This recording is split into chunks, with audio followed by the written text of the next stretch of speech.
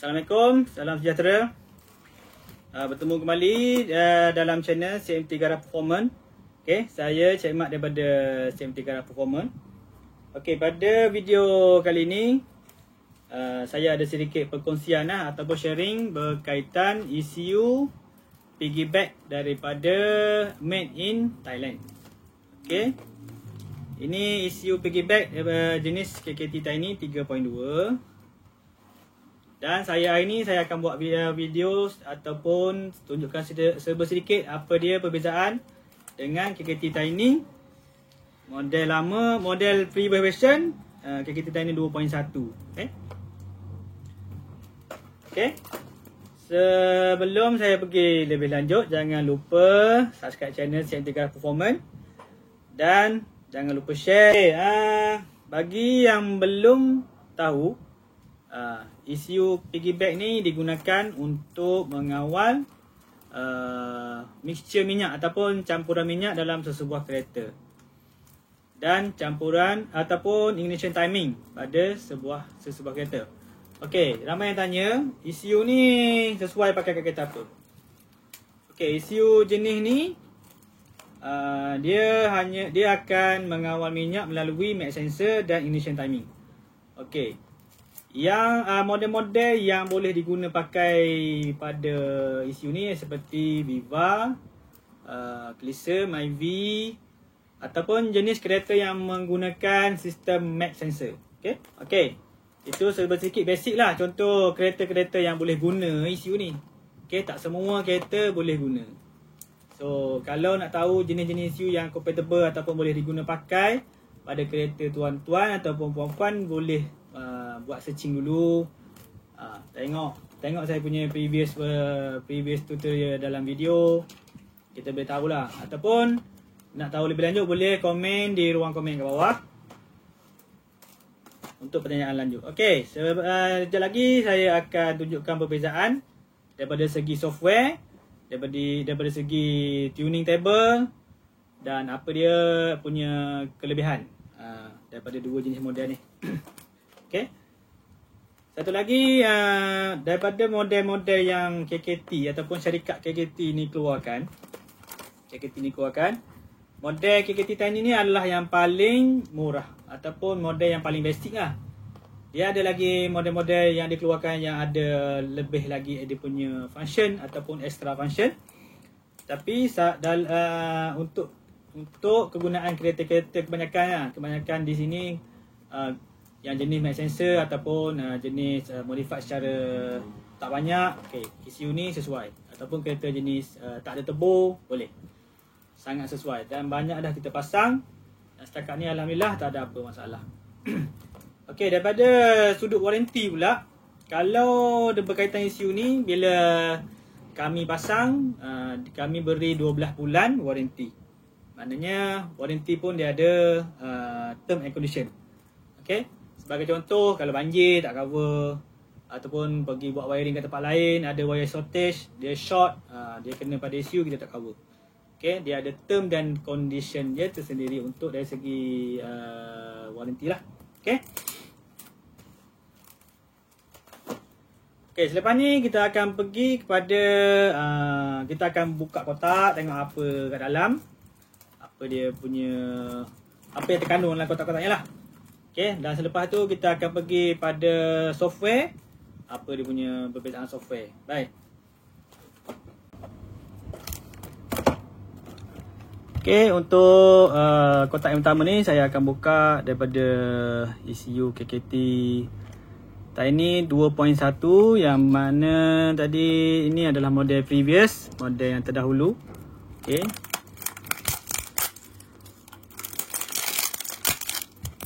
ECU ni pun juga banyak dah kita jual. Setakat ni alhamdulillah tak ada apa masalah pun. Dari segi tuning ke, dari segi warranty ke. Okay. Ini dia punya bentuk KKT Tiny 2.1 lah. Okay. Tak besar pun. Kecil je. 1 inci je ni. 2 inci lebih. Okay. Ini dia punya harness. Dia punya bypass socket. Bypass socket ni kegunaan dia untuk bypass ECU lah. Contohnya kita dah pasang wire ni. Dah pasang pun pada kereta, pada ECU kereta. Dan kita nak buat testing, kita boleh cocok bypass socket ni. Untuk kita tahulah kita punya wiring proses tu okey tak okey. Jika enjin hidup maknanya tak ada masalah. Okey. Satu lagi kegunaan bypass ni juga untuk kita bypass ECU. Contohnya untuk kita nak mengelakkan litar pintas, seperti kita nak jumper bateri kereta orang ke, seeloknya kita cabutlah ECU ni dan kita pasang bypass socket. Okay, supaya kalau ada tersalah wire jumper ke, dia tak effect kita punya ECU. Baik. Ini daripada segi barang-barang yang ada dalam kotak KKT Tiny 2.1. Okay.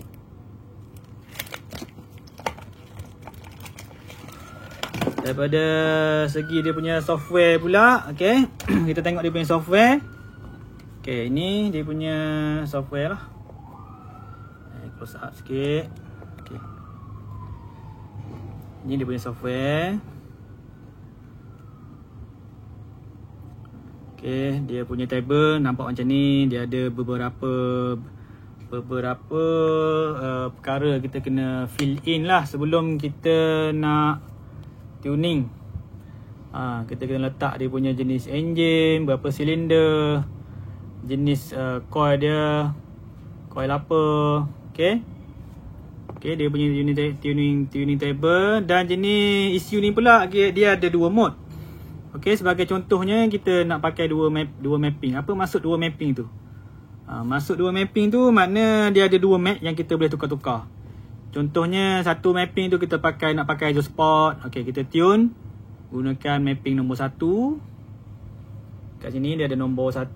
Ataupun kita nak tune guna exhaust yang lebih senyap ataupun lebih slow. Bila kita dah siap tukar exhaust tu, kita tukar mapping nombor 2. Kita tukar mapping nombor 2 kat sini.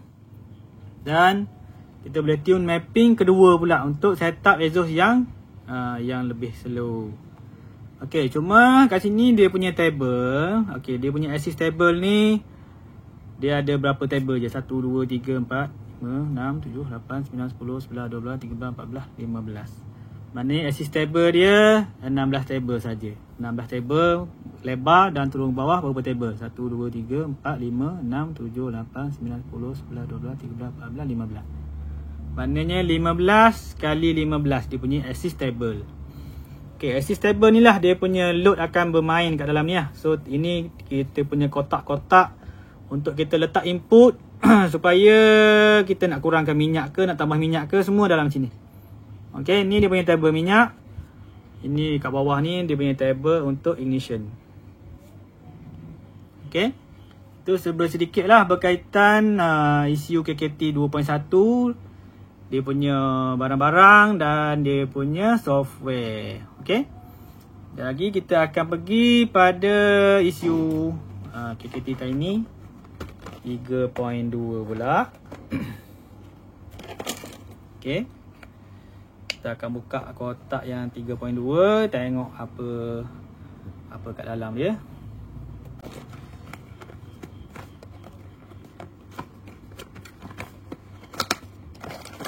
Okay. Ada bypass socket. Ini dia punya bypass socket.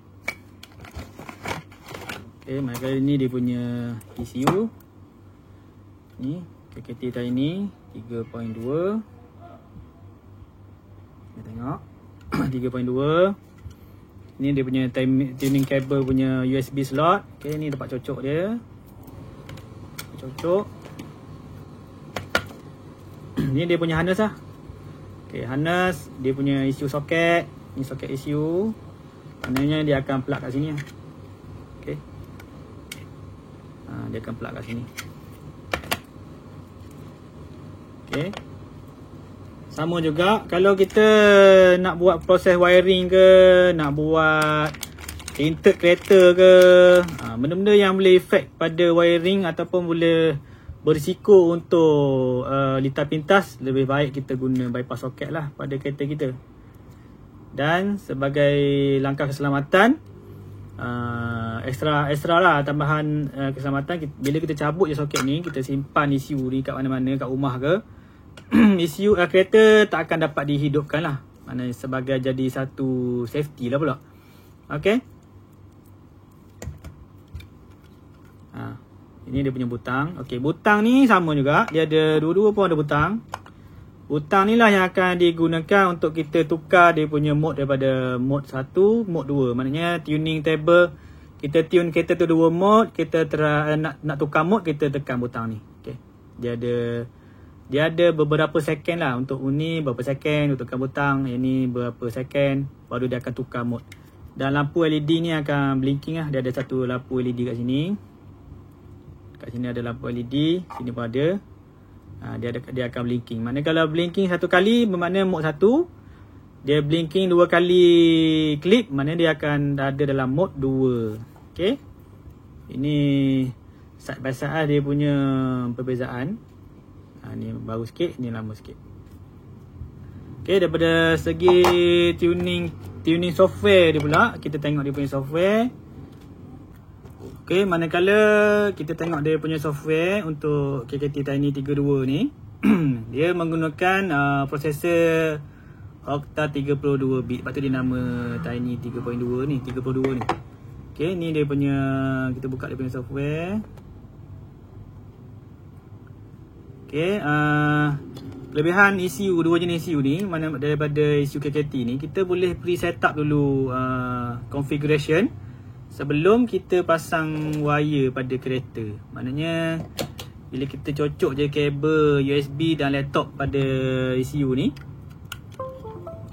ECU ni dah pun online dan kita boleh buat pre-setup dululah. Maknanya kita pre-setup jenis engine, jenis ignition sebelum kita setup pada kereta.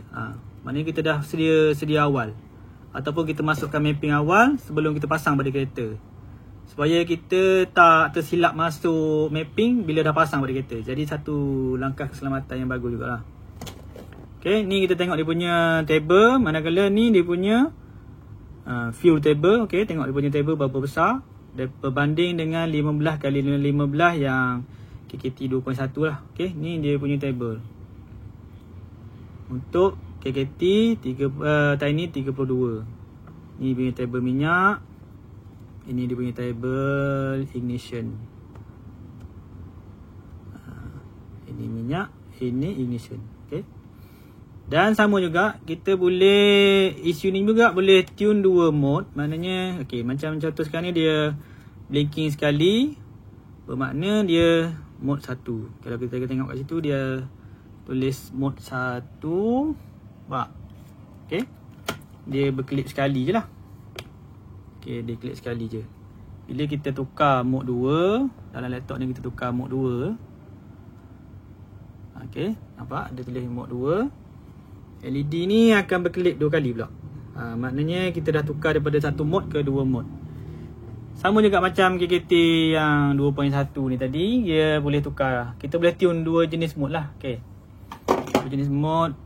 Ataupun kalau nak tukar pakai butang, kita boleh just tekan pada butang ni. Contohnya, okay, kita tekan.